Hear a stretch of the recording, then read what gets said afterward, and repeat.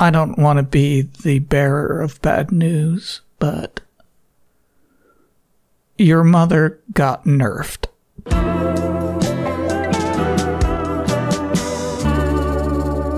So I put up delayed input in 8-week chunks and then take a break in between, which I think has been good. It's been healthy for me and healthy, most importantly for you, to have a break from me. But when I'm at the end of 8 weeks, as we are now, I start to look back at what changed?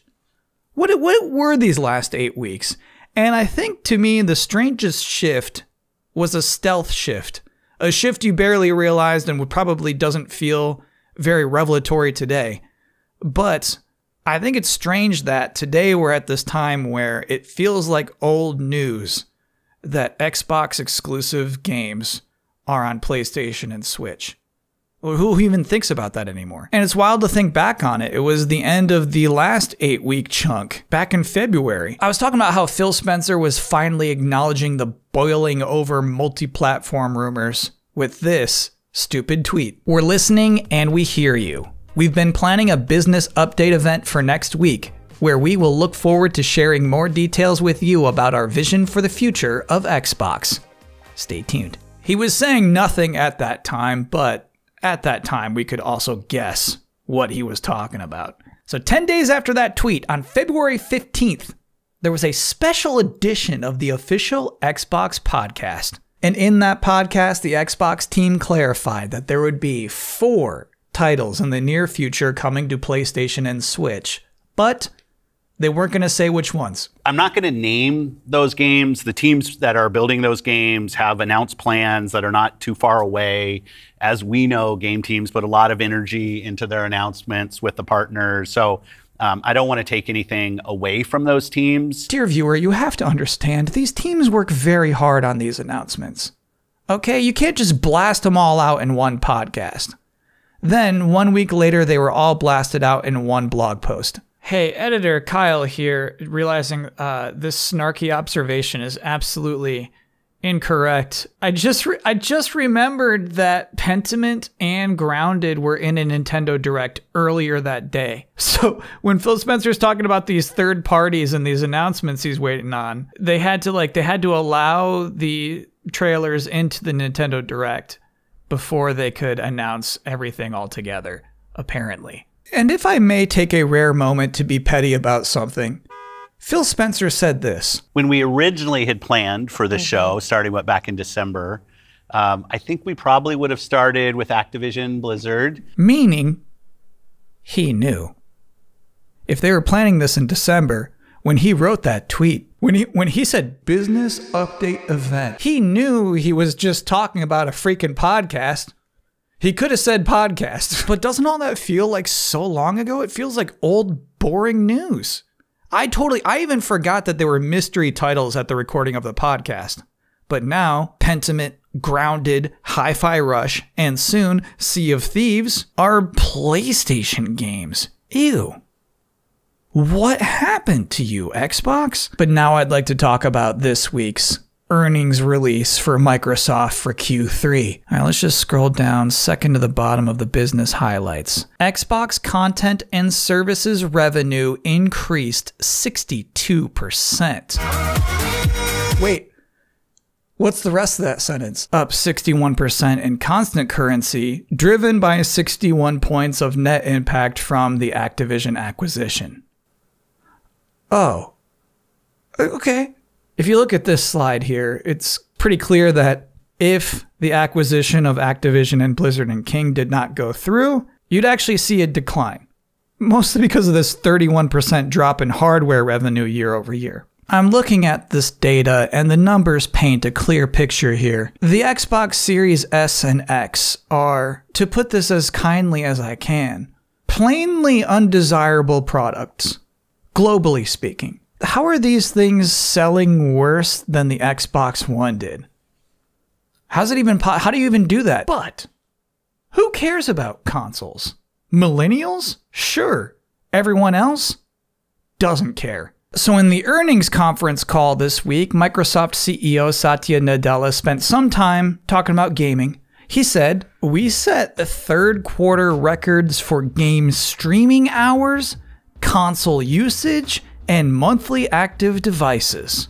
Which is expected now that they have Candy Crush and World of Warcraft and Call of Duty. They should be setting those records. It's like buying a boat and then saying, I'm spending a record amount of time doing boat stuff. Like, yeah, you have a boat now. But since that hardware revenue is so stinky and there's probably no reason to believe that will change in the near term, he definitely does stress the success of multi-platform releases. Like, maybe this is normal to you. I feel like it's crazy he's even saying these companies' names in an investor call. He says we're expanding our games to new platforms, bringing 4 of our fan-favorite titles to Nintendo Switch and Sony PlayStation for the first time. In fact, earlier this month, we had 7 games among the top 25 on the PlayStation Store, more than any other publisher. Now that part is particularly funny to me because I swore I remembered a Dumb Reset era thread pointing out that exact same thing not too long ago. Turns out it was citing an article from Tweaktown headlined, Microsoft has more bestsellers on PlayStation Store than Sony does. So looking back at that call, the specificity, talking about 7 games and earlier this month, leads me to believe, and maybe this is a stretch, I'm just kind of thinking that maybe probably Nadella or whoever writes his conference call scripts was just referencing that specific article. But looking at this now, this multi-platform enthusiasm, I think it's interesting again to look back at that podcast from February, where Phil Spencer made it explicitly clear why each of these 4 titles was selected to be spread out amongst other consoles. We looked at games that are over a year old. Well, you have to wonder, is that going to be a rule going forward then? A couple of the games are community-driven games, new games that kind of first iterations of a franchise that have reached their full potential, I'd say, on Xbox and PC. Whoa, Phil, stop there. You just said full potential. Do you mean these games aren't growing? There's always growth. That's something that I find personally very relatable about Phil Spencer, is that to me it seems that he's always thinking about what people are thinking about the things that come out of his mouth. So he's self-correcting a lot, and sometimes unnecessarily. But anyway, he says, we think it's important that these service-based games that have communities behind them, that they can have confidence that they're going to exist in the future. So those community-focused games he was talking about there turned out to be Sea of Thieves and Grounded. So for the other 2, he said this. 2 of the other games are smaller games that were never really meant to be built as kind of platform exclusives and all the fanfare that goes around that. We see an opportunity to utilize the other platforms as a place to just drive more business value out of those games, allowing us to invest in maybe future iterations of those, so sequels to those, or just other games like that in our portfolio. And there he's talking about Pentiment and Hi-Fi Rush. And what I think is interesting about that is the implication that a Hi-Fi Rush sequel or a project like Pentiment is harder to justify from his side without additional revenue.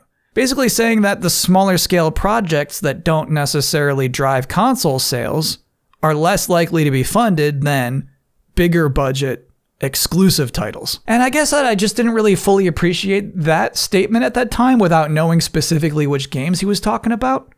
Anyway, ultimately, he warns anybody who has a Switch and a PlayStation who thinks that all of these games will now be coming to their consoles. Don't count on it. So if you're on those other platforms and you see these 4 games coming, please don't take it as some signal that everything's coming. It's not. And we're going to learn. I think the learning is happening right now as we speak. What I find interesting, again, looking back through all these things, is that there were 5 points Phil Spencer really wanted to stress. They appeared throughout the podcast, but then in the post that came along with it, and then that post again that came a week after. Essentially, at the time, he was aware of what people are saying, so here are Phil Spencer's reassuring tenets. The biggest games in the world will be on Xbox. Our first-party games will come to Game Pass day 1. Remember, Call of Duty is first-party now. That's a huge promise. A robust and innovative multi-year hardware roadmap. Innovative and robust should be enough to get hardware revenue back up. Compatibility with your library is a priority, inclusive of cross-play, cross-save, and robust cloud features. It's enough robust. And finally, Xbox will continue to help game creators find the biggest audience possible. Which I guess makes sense if you think about it additively. You know, like let's say you're making an album, right? And you want the most possible people to listen to it. MySpace still exists. You want the biggest possible audience, don't you? Why would you skip MySpace? Put it on there. And the reason I'm digging that stuff up, that stuff that feels so old and irrelevant, is that it was just 8 weeks ago. What I'm saying is I feel like Phil Spencer's stated plans from 8 weeks ago are already different from Microsoft's plans today. And obviously, I can't prove it. Only time will prove it. But I think actually that's like one of the nice things about doing delayed input for so long is that time always tells exactly how wrong I was. From wrong to very wrong, to very wrong, to very, very wrong. And that's delayed input for this week. And as I brought up earlier in this video, the end of another 8-week chunk. There will be a 3-week gap in between, meaning that the next season of delayed input starts May 24th. But of course, there will be an in-betweener video in between. Please look forward to it. Hope to see you then. Thanks for watching.